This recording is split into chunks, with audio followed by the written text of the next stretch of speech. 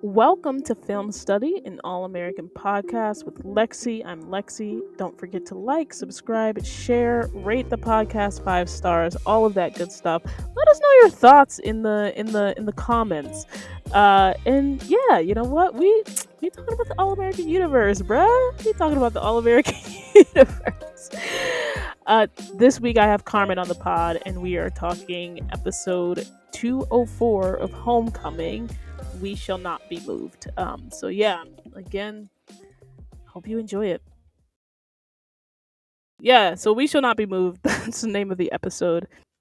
It was a public service announcement, sort of an episode, and you know, it's a toss up on how folks feel about a public service announcement. Let me get your thoughts on this. Obviously, Nkechi and Marquis Jackson, who are the co-showrunners of this show, they said, I read a Deadline article, which Deadline, for those of you who don't know, is a really popular sort of industry publication that gives a lot of updates on TV shows and pilots and actors and who's casted and who's not, and it's basically the industry standard publication for all things like show and film related. So they gave an interview at Deadline, and they were like, "This is actually something that they've been planning on since the previous season because something that's important to them is showing realistic stories, and these sorts of bomb threats are very true and real and present uh, on HBCUs right now, unfortunately. And we, you and I, Carmen, understand the Black experience from a real life perspective. We are both Black women. And so and Keiichi is a Black woman and Marquis Jackson is a Black man. And they said, we want to have this story be told on television. So anyway, what were your thoughts on the fact that it was sort of a larger storyline to tackle realistic issues that are happening today? And then what were your thoughts on the episode itself overall? I thought that they did a pretty good job on the way that, because like you said, it's realistic, like, Target, because of it's a black college.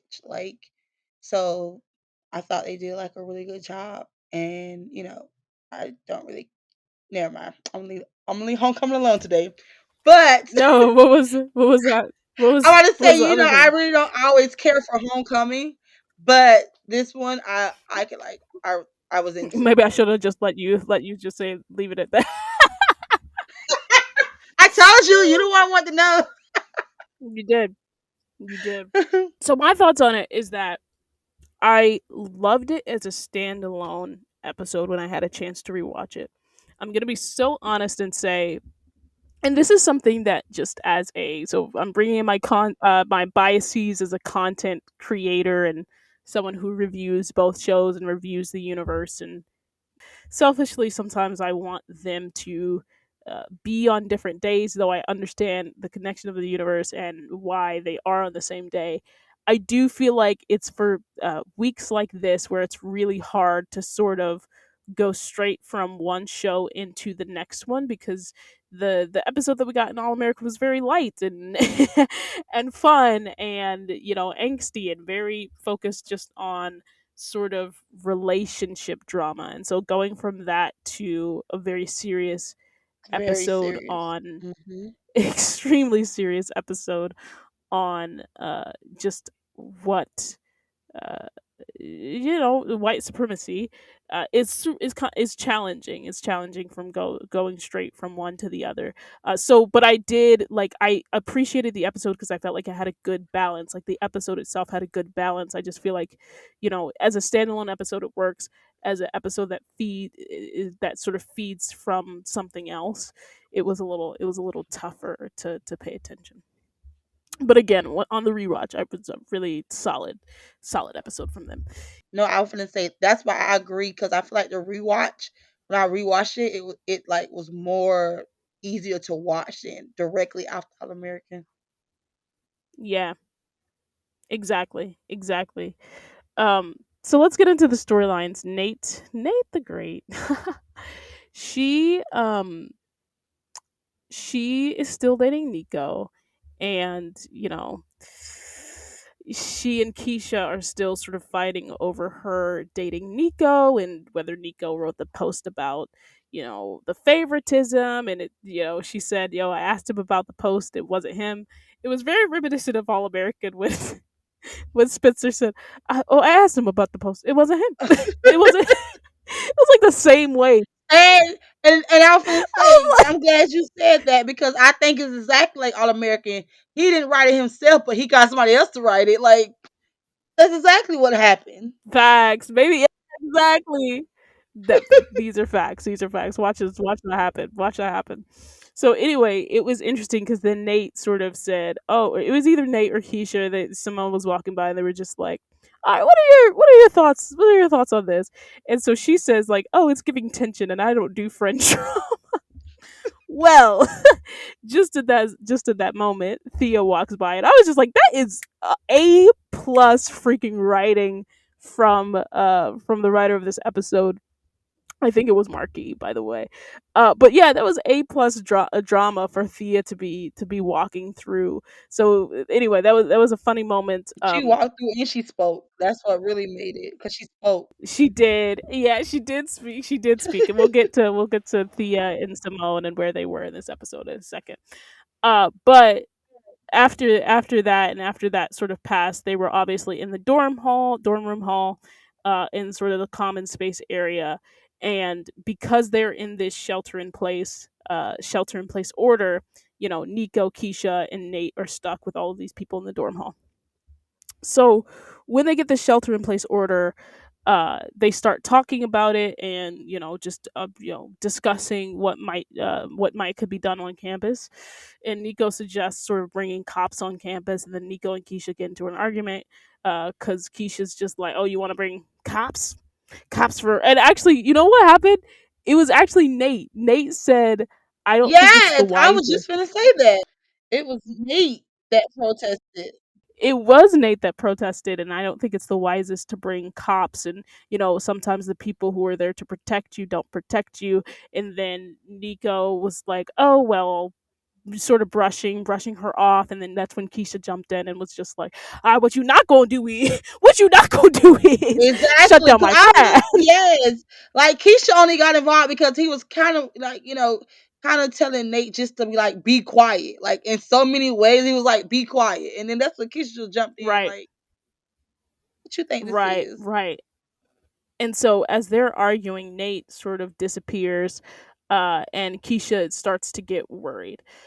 So with that, when she's looking around for Nate, Nico is actually in Nate's room. And Nico's just sitting there chilling, sort of on his phone, and Keisha's just like, "Are you even worried about her?"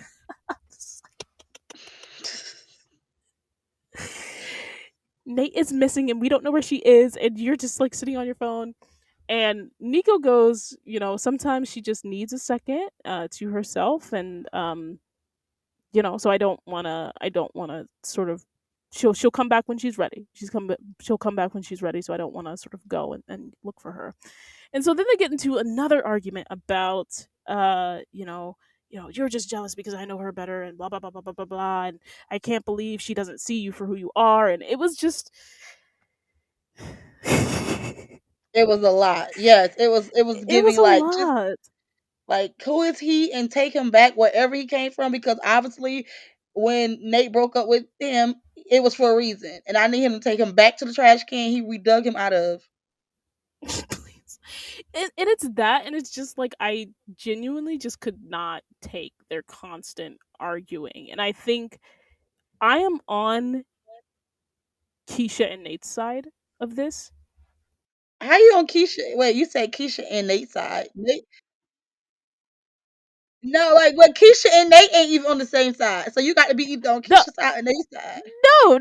I like I said, like you do this all the time. Like I said, I'm on Keisha and Nate's side. Because here's the thing, I'm on Nate's side of this, which Nate ended up sort of hiding in the elevator, and they had this whole conversation about how she was triggered because Keisha and Nico Keisha and Nico were starting to sound like a married couple getting a divorce, which was, as we know from last season, Nate's parents got a divorce and went down a bad path for a little bit there, and so then Nate said, with that and with the shelter in place order and the bomb threat, I felt like my life was imploding, and so that all happened. My thing with Keisha is she's coming from a good place with Nate. And I understand what she's saying about Nico. However, Keisha has been on 10 since we were introduced to Nico. And even though I'm not even a fan of Nico and I would prefer him to not be there, I even am like, you're doing too much. Like, you do not need to be on 10 25,000% of the time. I don't know why I'm getting dramatic, but I almost feel like it's because Keisha has been so dramatic since Nico has been introduced. So what's your thoughts on that? That's why I say I'm on the both of their sides. Well, I understand where Keisha's coming from. I am glad, she has decided to just let Nate, see. So it's like she decided to back up this episode, but I can understand like why she was on 10 because obviously she knows about their past and whatever Nate has told her about their previous relationship. So she protect a friend. But now, after this episode, I think she realized she had to just step back and let Nate, Yeah, let Nate make her own mistakes, yeah, essentially. pretty much. Yeah, and again, like I said, I'm on her side because I see the impact, and what she said later in the episode was that it doesn't feel like Nate has been her full vibrant self, and I agree, and she's just like, so I'm It's not. staying close, staying closer, is the whole keep my enemies closer type of deal when Simone asks about it, and I again think that she's right, and I love that she is sort of just adjusting, not even just change, just adjusting her approach to this situation to say, you know what, I'm still going to keep an eye, but I'm not going to be completely on 20, every time this guy is around. So that's what I thought about Mm, that. Uh on to the backdrop of why all of this, they were all in the same space for this extended period of time. And the PSA portion of this episode, the bomb threats. So Cam gets a call. Cam's been working for Amara, but he gets a call about a bomb threat, and so sort of immediately Amara springs into action, puts a shelter in place, order, and they sort of spend this whole time trying to navigate and manage the situation, because it is the president's office, and so they in the president's office is actually in the student center, so there's a gang of people in the student center as well that's sheltering in place with them. The FBI is also there, and so sort of the whole episode, it was about watching sort of Cam and Amara deal with being sort of at the head of this. Cam being the person that got the call, and Amara being the president, and dealing with mhm, this very real, like, we are sort of almost like in charge of this, managing this fallout from this bomb threat. And so there were a couple of things. Number one, there was a really good, I think, storyline with on Cam just really struggling, I think, right off the bat, right? Like, Keisha sends him a text, and I think he handled it maturely. He was just like, look, I do want you to know I'm safe, but I just can't really talk right now. He really sort of was more quiet, definitely quieter than he is normally, and really struggling, I think, inwardly with the threat. When the FBI came and was questioning him, he had that really good line about I went from a victim to a suspect in like 5 minutes, and how mhm, tough that is, and how you have to navigate that, because the FBI asked him if he was pulling a prank, because of what was happening at another neighboring HBCU. And so it was really tough, but it was really tough to see him go through that and see him struggling like that, And at the same time, it was really tough to see Amara really. I feel like she didn't really know what to do. She didn't know how to handle it. She's still like, I'm a new president, and then you get you get freaking Marcus in her face every like 10 minutes. He had this express. He like, look, I might die today. I just gotta let you know I love you, you know? He was on his Keith Sweat, like let that man speak his heart. He didn't know if he was gonna make it through the day, so he just wanted her to know that he knew that girl, No, and I still okay, love and you. I have to clarify. I do not hate him. I do not hate him. I do not like the pairing. I don't like the pairing of the two of them together. But it was just like, clearly she's going through something, and I know that you want to be supportive or whatever, but it's just like, calm down. Like, just be calm. Be calm, He Marcus. Be wanted to. calm. Like, He go didn't help know. He was Damon. panicking. You're doing fine He with was trying to that. express. He was just he was scared that they may not, make it through. So he was just trying to get it off his chest. I don't think he knows she got a You know what? You're man, right. but This is a life altering. yeah, You're right. It is a life altering, life changing, very traumatic experience. So I understand. I just also understand her frustration of being like, okay, just like this ain't the time. But leave, leave me alone. at the same time, it was Yeah, like he was like, "What if it ain't no more time?" So I get both sides, and I really did like the way Cam is normally like rah rah rah, and the way he handled it, I felt like the actor handled it. And I'm pretty sure the writers wrote it that way, but he handled it so well because it was like that wasn't a moment where it's like he became like, like of course afraid. And it was just like I like the way he played it. Because if it was just raw raw Cam, I would have been like, what? But Cam and Amara, I think after going through that whole ordeal and coming out on the other side, they had a really great moment where Cam stays back and is like, "Thanks for having my back today," and that's because Amara was, so relentless in making sure that Cam was protected with the she FBI did. agent, which I think is so, just, it was crucial to tell that story. It was crucial to hear her say, I don't want him to be questioned with you without me present. And then when she saw that he was questioning him without her present, she was just like, whoa, stop, right? What did she say? That the line about your line Mhm. of questioning is out of line. So it was really important. And then to see them commiserate at the end of the day, because Amara had, she does have to have this veneer of, I am the calm leader, I'm the president leading us through this difficult time, but to have her assistant in Cam come after going through what they both went through, both of them again sort of managing it in different ways because of their positions and because Cam was the one who received the threat. It was really great to see them commiserate and sort of let all of that pent up It was. trauma, really, that pent up trauma, let it out, and just cry and sit together. And it wasn't even like they weren't hugging or anything. It was just like they're just like sitting in the office crying, and that was such, Right. I feel I like, was such an like, important is he moment gonna to see them. I I thought he was gonna hug her, but then when he sat on the floor and had his own moment, I was like, they both. It was like the release of what they've been holding all day. Right.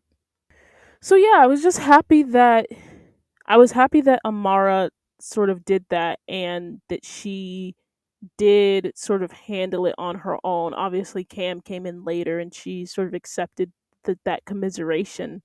But I feel like it was a good sign that they're sort of moving on from this Amara and Marcus always needing to be in each other's orbit thing that we had in season 1. So I was really appreciative of that, and I also think it was a more powerful moment to see Amara and Cam again on that floor. And I feel like we keep hyping up this point because I just feel like it was a really strong scene.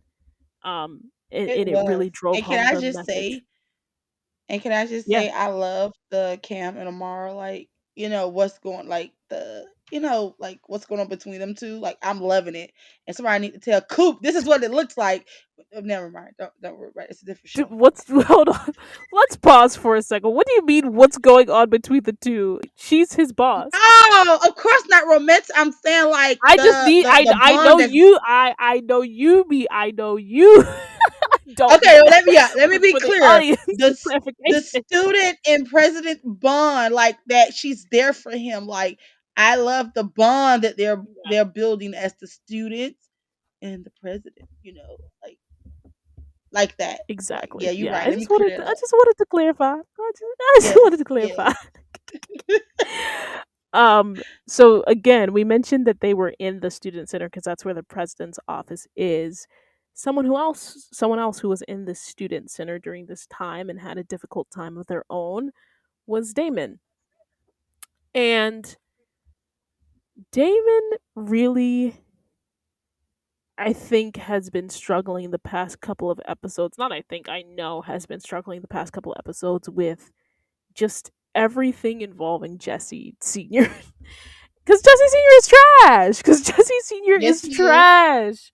Yes, And, yes. He must was he he must came out the same pool as Billy Baker.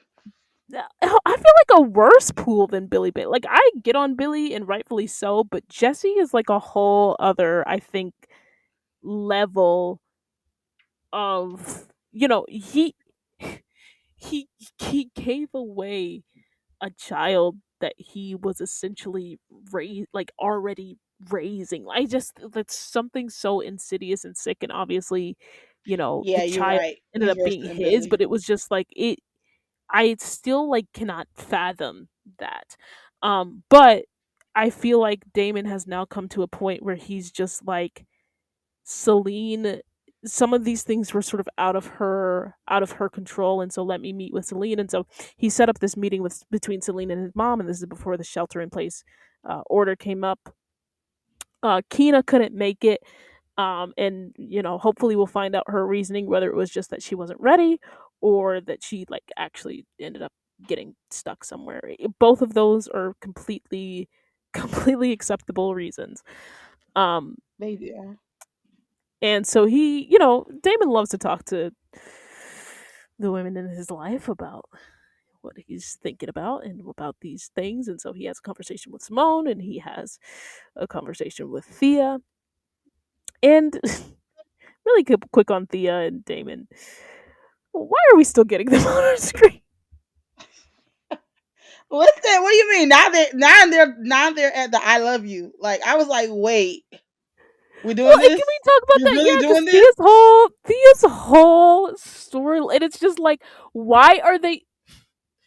I said this in the beginning, like, why didn't they course correct? But it's like it's getting kind of out of control. And you know what? Let's pause here, and I'll come back to the adoption and the giving away and the family part of this. But sticking on this Thea point for a second, it's sort of unconscionable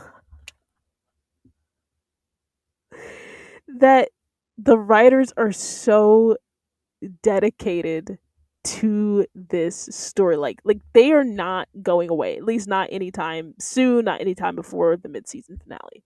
And that, in my opinion, is way longer than this couple should have been a couple. Because to your point, they're at the I love yous now. Thea sort of cut Damon off earlier about different things. I don't remember exactly what their sort of fight was about, but Thea was freaking out a little bit. And when they once Their they get fight, this yeah, shelter. their fight was about because he told her like she was like, I prefer to sleep in my own bed, and I rest Right. better right there in my own bed. See, And then he sometimes was I like, just "Are shut them you out. resting?" Hmm. Sometimes I just I'm done. I'm but that done. was what their fight was about. And Yes, obviously we also know that she's had a very significant trauma, which is another reason why I'm not a fan of this pairing, is how they ended up getting together in the first place, very closely around this traumatic incident that had happened to her. And the fact that we're still, I'm not saying that that is the reason that she was just like, I want to sleep in my own bed and XYZ, but that's there's assumptions can be made and theories can be made around that. Obviously, we might find out what that is in a later episode, and why she's doesn't want to sleep even if they're just sleeping together. And so Mm-hmm. they had a fight about that. The shelter in place order takes place. She's freaking out because they ended on a fight, and he gives her this.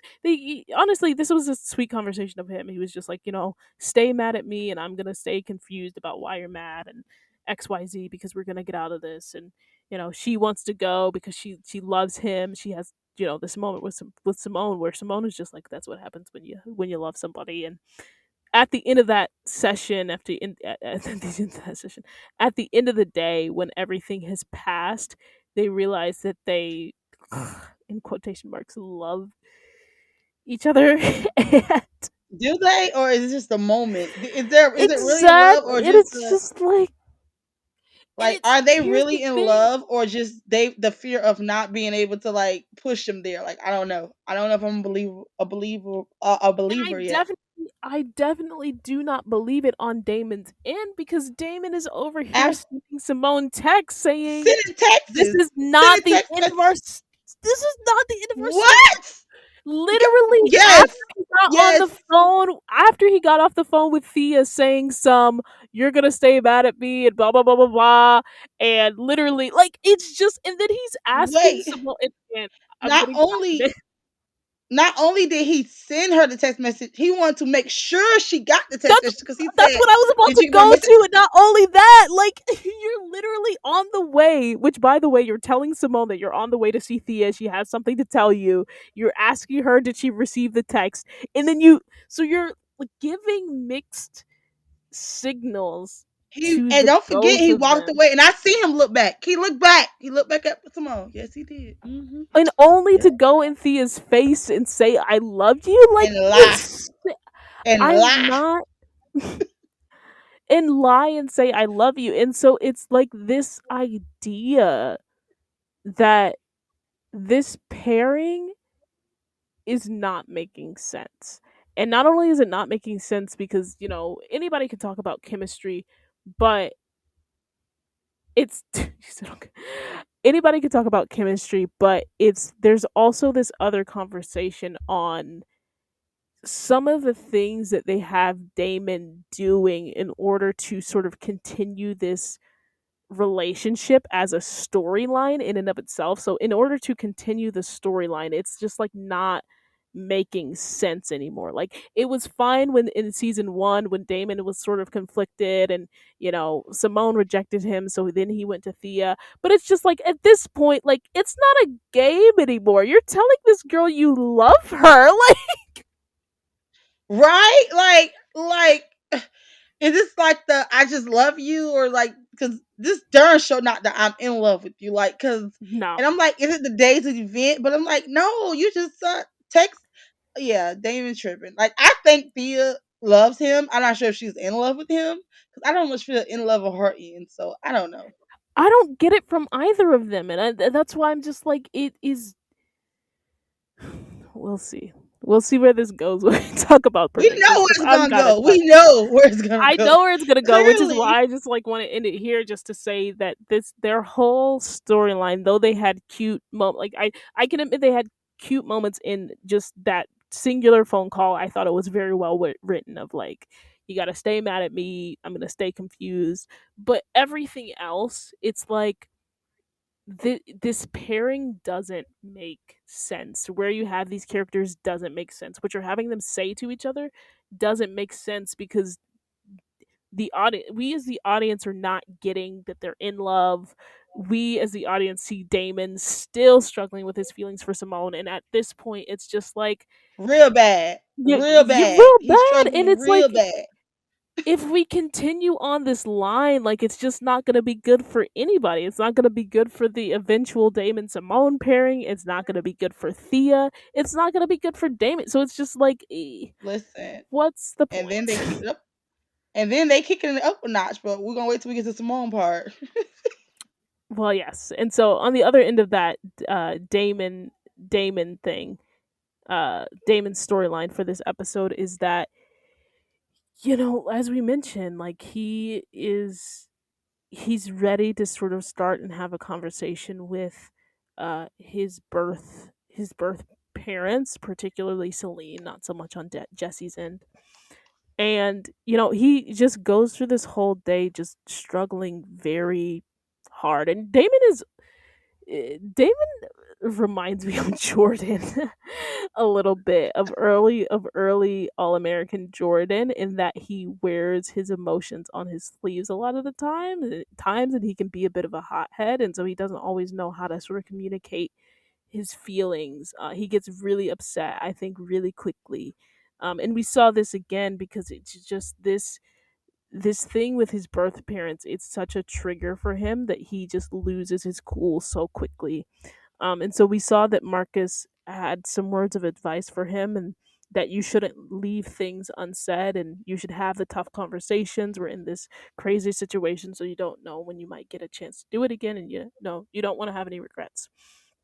And so with that, Damon, I think, for the first time in a while, has had sits down and sort of, after going through this day, after talking to JR and hearing JR's side of things, and how it was difficult with him being sick, and how he had this bucket list, and how he realized that his parents weren't perfect, and that they were fighting, and that there were so many problems with this family. And even hearing, like, I'm sure JR, I don't think we saw it on screen directly to Damon, but I'm sure JR just also mentioned that Jesse didn't even ask him if he was okay, right? Like, Jesse Jesse sucked as a Jesse's over father. here like, get Damon to talk to me, and JR's like, well, I'm your son, and we're in a bomb threat, and you didn't ask me if I was okay. Nope. Again, he's worse than Billy. He's worse than Billy. Um, Wait, can I and just say I so do? I after, absolutely love Damon and JR relationship though. I love. I'm loving the yeah, brother bond, thing. Remember, I didn't trust JR. yeah, I do, and I love it too, and I think that they are in a much healthier space than they were in season one, because season one was The pilot up and down, episode, I up was and like, down I for don't him. trust JR. He's something about him. I'm so glad I he proved know. me wrong. I'm so glad. Me too. I was always a fan of JR, by the way. I love you. I You love you, was. Sylvester. So yeah, so I love their relationship, and I love that conversation, because that, combined with what Marcus was telling Damon, was really the push for Damon to get this mature sort of speech that he gave about, you know, I realized that, even though this brought me a lot of hurt, I realized that your family, like this family, had problems too. And, I actually grew up having a really great life with my adoptive parents. And I can acknowledge Hmm. that. And I can acknowledge how this was for good, and ended up, bringing a lot of benefit to my life, because I was raised in a really, really great family. Um, and he was just like, and now I think that I'm ready to move forward and explore what a relationship with you meaning Celine, looks like. And Jesse gets up, because he hadn't sort of specified Celine, and he's just like, oh, I'm glad you're able to forgive us. And he He was got just up like, and got his feelings hurt. and as he should. As he should. And here's the thing, is I always said, like, Jesse has not done anything to earn. In fact, it's almost like the opposite. Like, he's almost made it worse for himself as time has gone on, to earn Damon's forgiveness. And I think it's totally okay that they had Damon say, like, yeah, I'm not ready to do that. Like, you've done nothing Nothing. to show concern. You've done nothing to show that you want to get to know me. um you literally, I truly don't know you, and I really don't necessarily care about your opinion either. And I think that that is like a healthy thing to show on screen, that you don't need to be forced into finding forgiveness, even when it's this really complex thing, like, you're forgiving maybe one of your birth parents, not the other. and that Mhm. it was just like, if you want to have a relationship with me, you're going to have to show me that. And I really, really appreciated that storyline and that those words from him. Um, and Jesse sort of comes back and says, I appreciate what you said. I heard that you're a fan. I heard that you're a fan of the diner on Linux. So every Wednesday night, I'm gonna be there, and you can come. You can come when you're ready. And I'm like, okay. Bare minimum. Yes, That's let's see how long so that lasts because he definitely is not the type that he's gonna expect like if he show up once or twice that all is well, and when it don't work that way, he's gonna get mad. literally. I was like, he gonna show up there for 4 weeks and then be like, "Oh, you still not coming? What's wrong with you?" Like, come on, like Exactly, no one exactly. believes this. No one believes this. You're just so, you literally, to the son that you, right, the son that you chose over the son that you gave up, right, and the son that you were just like, I gotta protect my family. So you gave up one of your sons and not the other after all of the mess that you endured. You're not even asking if this son is okay. So this same son is like, you don't know me or David. Like, so we're just suddenly supposed to Mhm. believe that you finna be at the diner and everything's gonna be cool? No, no. Nope.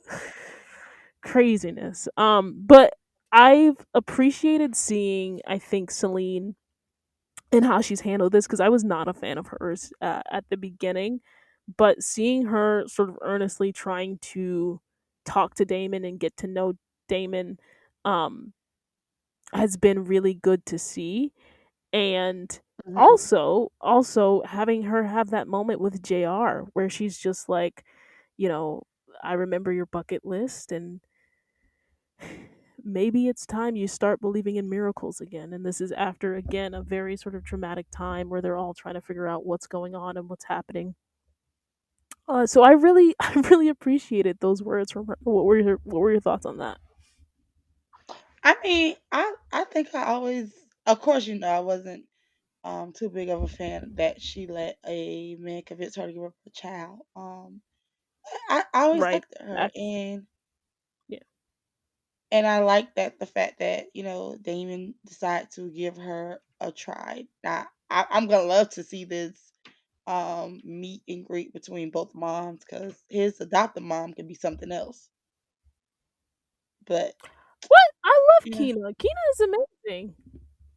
but she don't like she has no chill sometimes, so it's gonna be great Oh to yeah, see. she doesn't. But I love that because they need a little bit of that. They need a little bit of people that are just gonna stir some stuff up. And she, yeah, Oh I yeah, like Kina don't is get me one of wrong, my I favorite can't wait to see characters. it. I just because that because You're like, oh no, it was I'm trying to be entertained. I'm gonna be entertained. because the Selena, what's her name? Selena, she seems like more Celine, yeah, calm, and so it's like, yeah, it's gonna be definitely something to see. yeah, for sure, for sure, for sure. So that's that on that, and I'm excited to see their family dynamic moving forward. Lastly, Simone, and Shay's first day. It's actually kind of sad, I think, that you know we're seeing these. It's always in these really heightened moments that we get like Simone and Shay, and keeping up with Shay. And she was really excited to be a part of Shay's first day. A whole vision board across the country. Right? Like literally with outfits picked out, and It was so cute. it was adorable. And having Nate and Keisha be a part of it too, it was just really, really special, and I loved that. Loved that for her about Shay's first day of preschool. But she sort of gets stuck, as we mentioned, on the tennis courts, and so that whole storyline was mainly about sort of Simone again understanding sort of how to self manage intense situations, because she was also obviously very scared when she found out about the attack. She was very scared about Shay. She's a mother. This was supposed to be her kid's first day of school, and then she gets this bomb Hmm. threat. um and then information comes a lot of information comes to her at once, and so there's the tennis courts were packed, so there were a lot of people around her because a lot of people sort of evacuated to the tennis courts. And Lando is just like, "Oh, it could be a coordinated attack," and she's like, "Whoa, listen, listen, we don't know enough yet, and like maybe we should chill." And so she talks to Amara, talks to Chanel, but again is just very very sort of concerned as the cell towers are down. Cell towers are jammed. Mm-hmm. After the cell towers get jammed,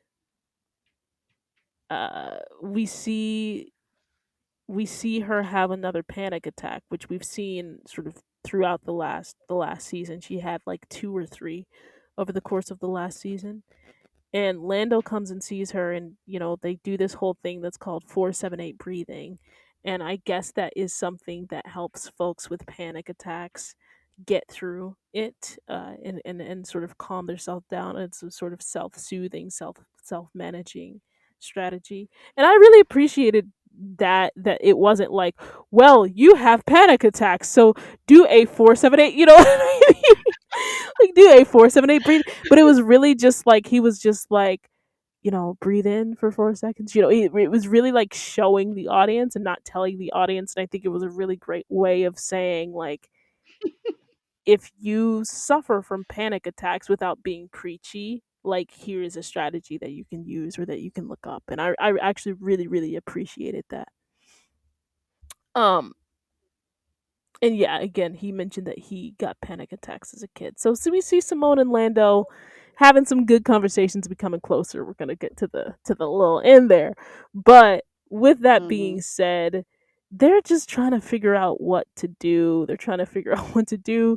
Everybody's kind of growing crazy in this episode with trying to, like, I mean, and understandably so, right? Like, they're in the middle of the tag. They're just like, should we talk about it? Should we not talk about it? Should we move on? And that's a lot of what was in why sort of NK and Marquis wanted to tackle this issue, to say that no one response is the right response, but we just wanted to show sort of all of Exactly. the responses. And Mm-hmm. so they have a talk on the tennis court, and she's like, "My name is Simone, and we can talk about this." So they mentioned things like Tulsa, the Tulsa massacre, which is Black Wall Street. Look it up; it's really sad. Um, but again, sort of really necessary history to understand and know. And they talk about Charleston, and they talk about a lot of other attacks. And they have this really good sort of conversation that's about, whether we should be resilient and strong as a people, or whether it's okay to acknowledge that these things freak us out, and how it's almost kind of scary and sad that sometimes we can be desensitized to our own trauma. And so they have this discussion, and somebody says maybe it's a bad discussion, but I feel like it was a necessary discussion for them to have, to again say Mm-hmm. that so many, like, we as a Black community have different ways of coping with these really insane things that we have to go through. And again, I think it's a necessary conversation to have, on screen. And then follow that up with, okay, we're gonna have the good we're gonna have the good necessary conversations. We mentioned, Thea's end of that, and having a conversation with Simone about love and mothering and XYZ. And then after all that, we finna just play some dodgeball. Like, I loved it. I listen. I agree. I feel like it was a great. Like, even though Simone later was like, my bad, but I felt like it was great. I felt like it was needed. It was needed, and it was needed to say that, like, even in the midst of this scary time, we can find some joy. We can find some moments of joy. We can find some moments of just being light and carefree. Like, we don't all, like, even in the midst of these situations, like, we can get rid of this sort of pent up energy and frustration and anger that we feel. We can hit something or whatever. And I really appreciated that balance in this episode of the backdrop of the dodgeball game, because I think it was really important after that heavy conversation.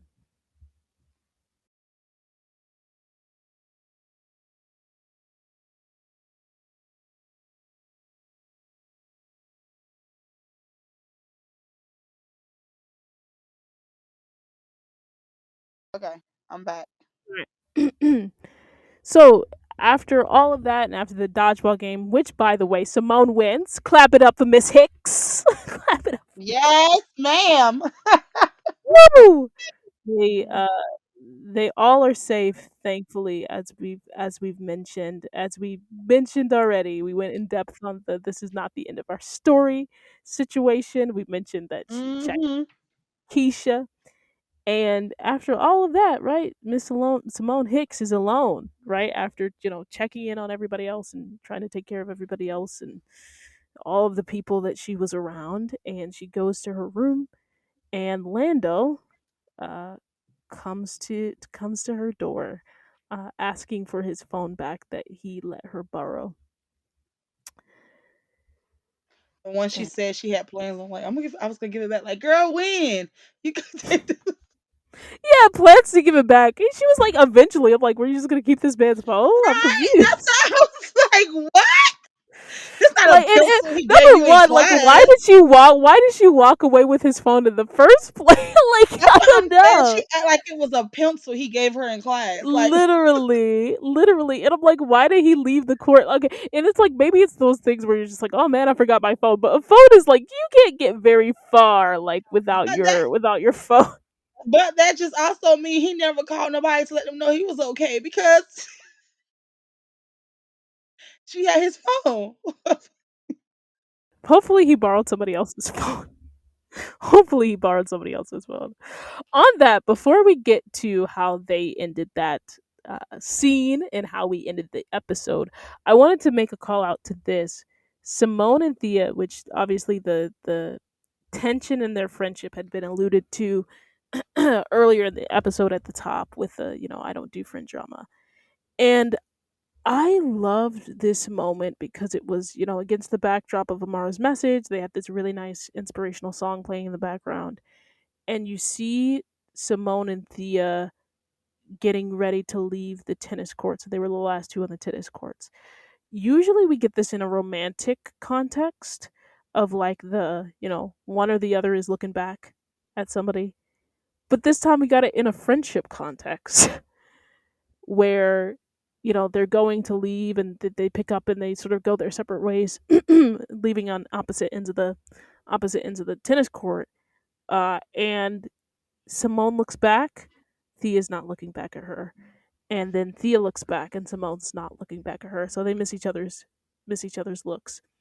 Um, that small visual representation of where their storyline is right now, I think is so important because one of the questions I had was like, how are they going to bring Thea and Simone back together as friends? Because I feel like they really established them as friends before it all went to crap at the end of last season.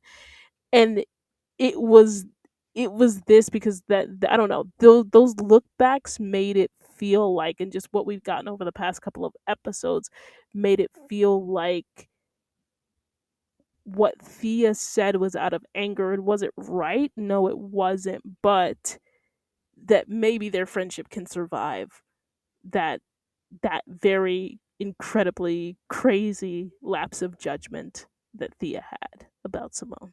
So what did you think about that? I don't like them as friends. I like them when they like this.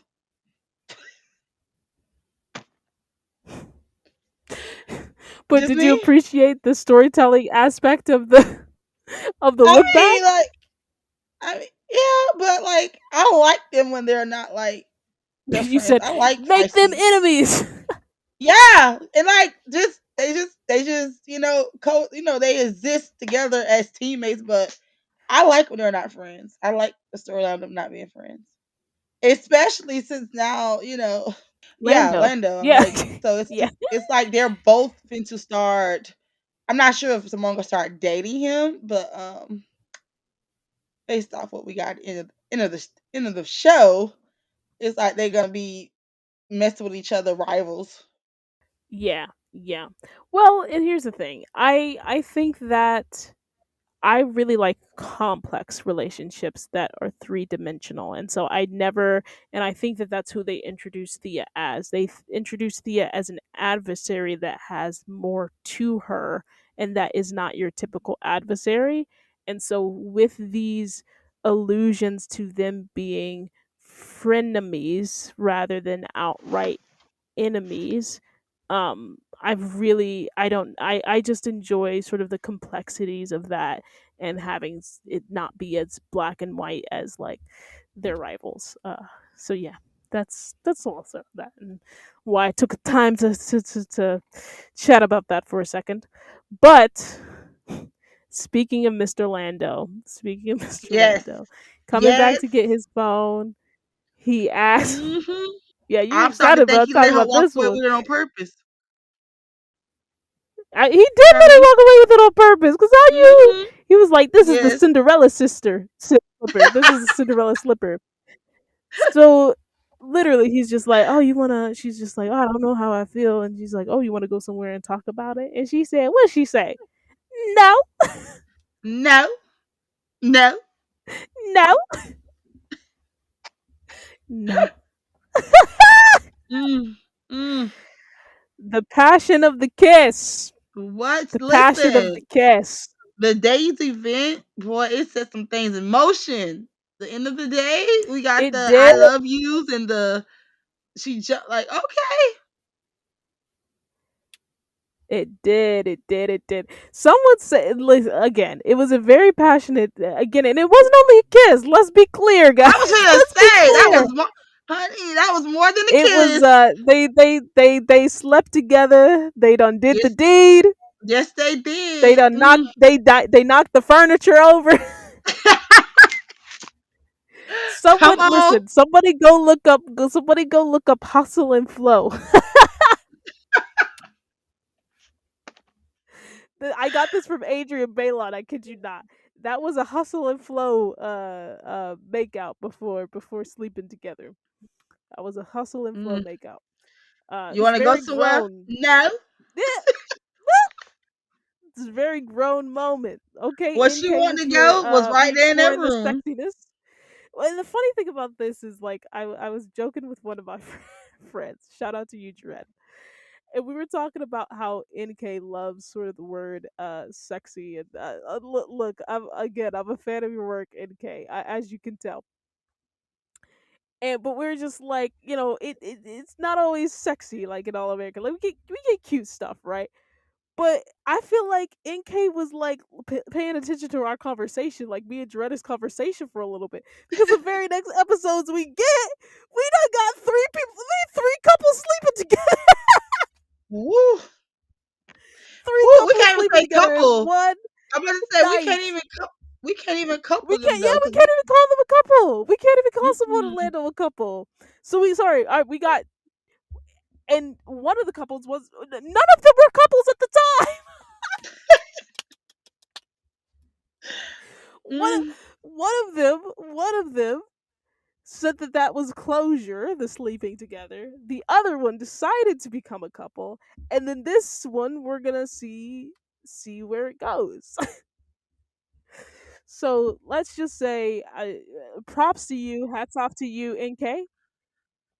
Lexi, I think the only couple was Yeah. the only couple is Thea and Damon, and they didn't the only one that sleep together.